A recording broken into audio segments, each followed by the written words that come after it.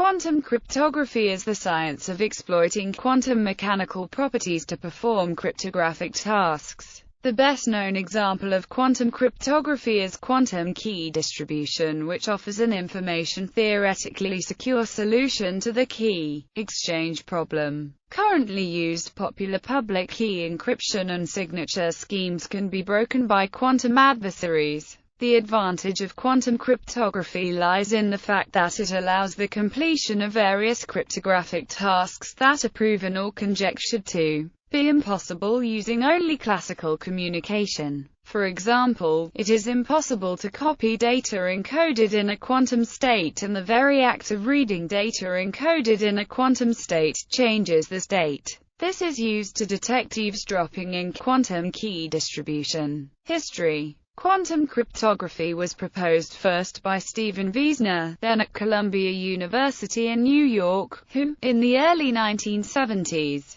introduced the concept of quantum conjugate coding. His seminal paper titled Conjugate Coding was rejected by IEEE Information Theory Society, but was eventually published in 1983 in SIGACT News. In this paper he showed how to store or transmit two messages by encoding them into conjugate observables, such as linear and circular polarization of light, so that either, but not both, of which may be received and decoded. He illustrated his idea with a design of unforgeable banknotes. In 1984, building upon this work, Charles H. Bennett, of the IBM's Thomas J. Watson Research Center, and Gilles Brassard, of the Université de Montréal, proposed a method for secure communication, based on Wiesner's conjugate observables, which is now called BB84. In 1991 Arthur Eckert developed a different approach to quantum key distribution, based on peculiar quantum correlations known as quantum entanglement. Random rotations of the polarization by both parties have been proposed in CAC's three-stage quantum cryptography protocol.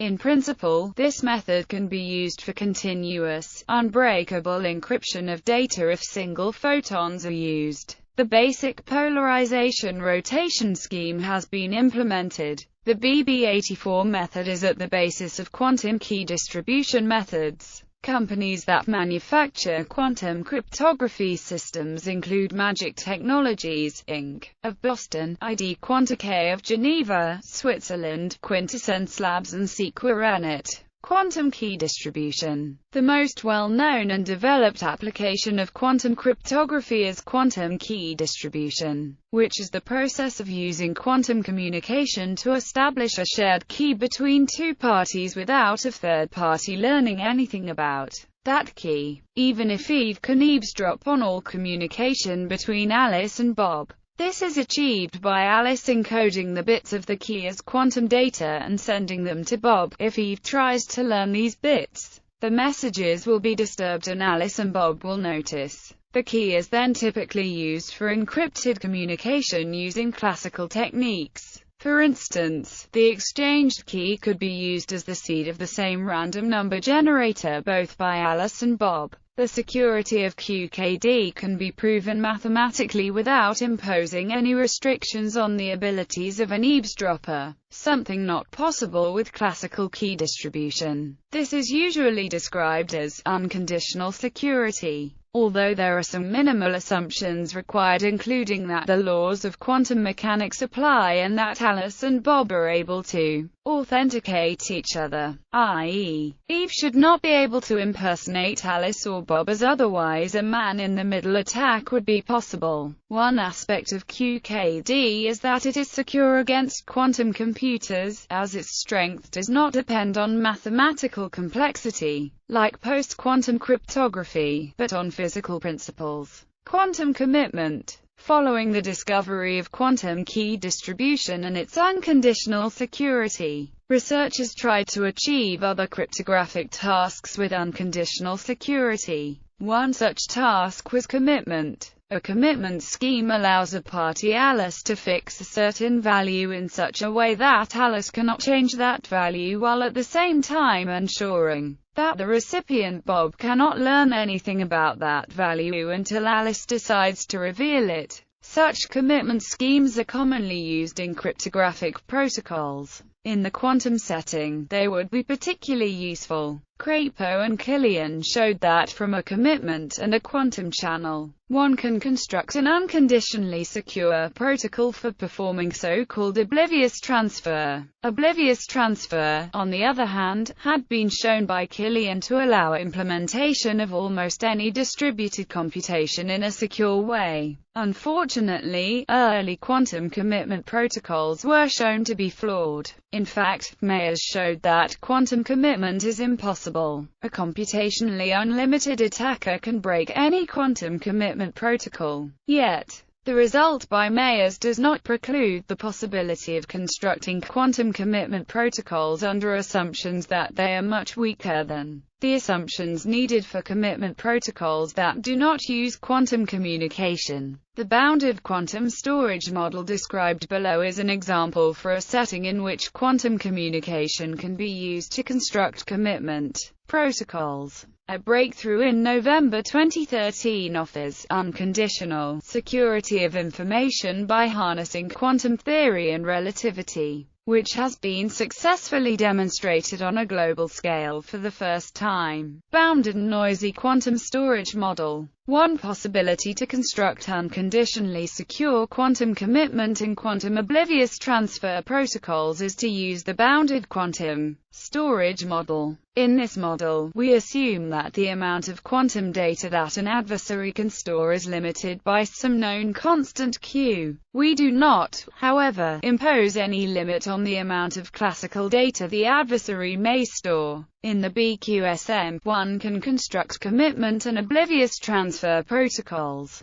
The underlying idea is the following. The protocol parties exchange more than Q quantum bits. Since even a dishonest party cannot store all that information, a large part of the data will have to be either measured or discarded. Forcing dishonest parties to measure a large part of the data allows to circumvent the impossibility result by Mayers. Commitment and oblivious transfer protocols can now be implemented. The protocols in the BQSM presented by Damgaard, Fair, Salvale, and Schaffner do not assume that honest protocol participants store any quantum information. The technical requirements are similar to those in QKD protocols. These protocols can thus, at least in principle, be realized with today's technology. The communication complexity is only a constant factor larger than the bound Q on the adversary's quantum memory. The advantage of the BQSM is that the assumption that the adversary's quantum memory is limited is quite realistic. With today's technology, storing even a single qubit reliably over a sufficiently long time is difficult. An extension of the BQSM is the noisy storage model introduced by Wiener, Schaffner and Tahal. Instead of considering an upper bound on the physical size of the adversary's quantum memory, an adversary is allowed to use imperfect quantum storage devices of arbitrary size. The level of imperfection is modeled by noisy quantum channels. For high enough noise levels, the same primitives as in the BQSM can be achieved, and the BQSM forms a special case of the noisy storage model. In the classical setting, similar results can be achieved when assuming a bound on the amount of classical data that the adversary can store. It was proven, however, that in this model also the honest parties have to use a large amount of memory. This makes these protocols impractical for realistic memory bounds.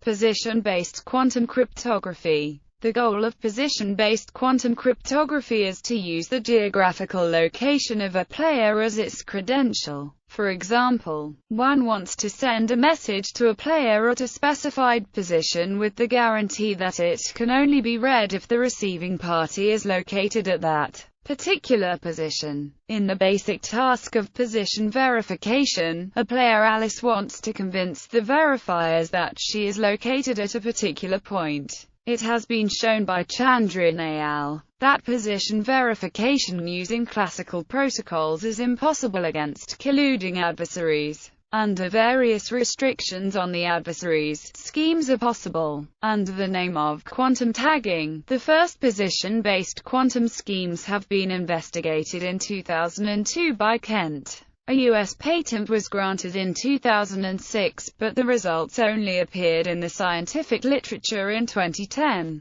After several other quantum protocols for position verification have been suggested in 2010, Berman et al. Were able to show a general impossibility result. Using an enormous amount of quantum entanglement, colluding adversaries are always able to make it look to the verifiers as if they were at the claimed position. However, this result does not exclude the possibility of practical schemes in the bounded or noisy quantum storage model. Later, Beige and Koenig improved the amount of EPR pairs needed in the general attack against position verification protocols to exponential. They also showed that a particular protocol remains secure against adversaries who controls only a linear amount of EPR pairs. Device-independent quantum cryptography. A quantum cryptographic protocol is device-independent if its security does not rely on trusting that the quantum devices used are truthful. Thus, the security analysis of such a protocol needs to consider scenarios of imperfect or even malicious devices. Meyers and Yao proposed the idea of designing quantum protocols using self-testing quantum apparatus,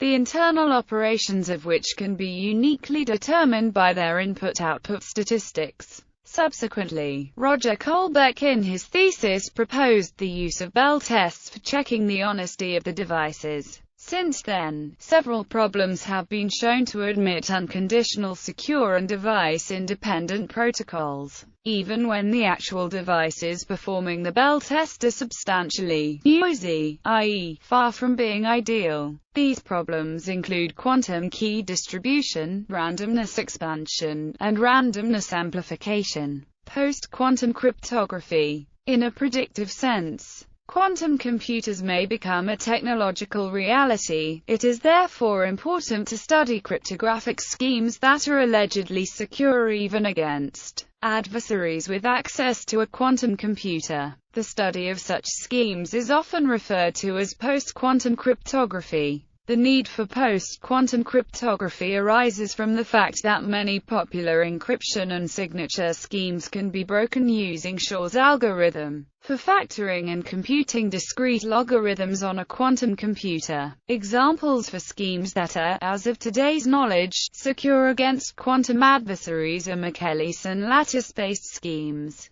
Surveys of post-quantum cryptography are available. There is also research into how existing cryptographic techniques have to be modified to be able to cope with quantum adversaries. For example, when trying to develop zero-knowledge proof systems that are secure against quantum adversaries, new techniques need to be used. In a classical setting, the analysis of a zero-knowledge proof system usually involves rewinding, a technique that makes it necessary to copy the internal state of the adversary. In a quantum setting, copying a state is not always possible. A variant of the rewinding technique has to be used. Post-quantum algorithms are also called quantum resistant, because, unlike QKD, it is not known or provable that there will not be potential future quantum attacks against him, even though they are not vulnerable to Shor's algorithm. The NSA is announcing plans to transition to quantum-resistant algorithms.